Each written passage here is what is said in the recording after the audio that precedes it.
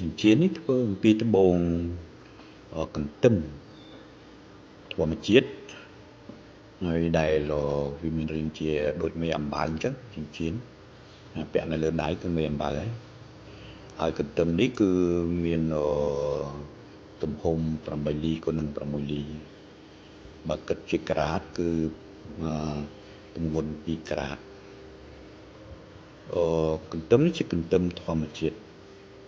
ហើយយើង test ដោយម៉ាស៊ីន test ពេជ្រគឺកម្រិតរឹងរបស់វា9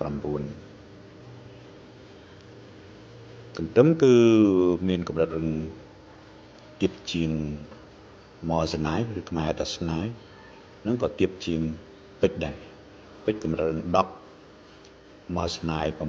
9.25 កន្ទឹមត្រឹម9កណ្ដៀងនេះក៏9ដែរតែកន្ទឹមយើងអាចសម្គាល់ក្រៅតែពី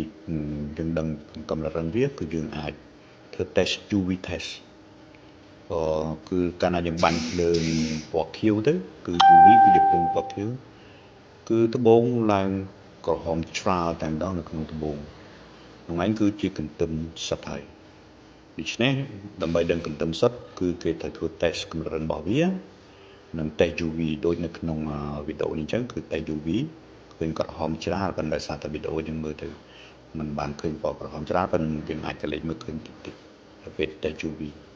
អានេះជាលក្ខណៈសម្គាល់របស់កន្ទឹមដែលថាជាកន្ទឹមសុទ្ធតែម្ដង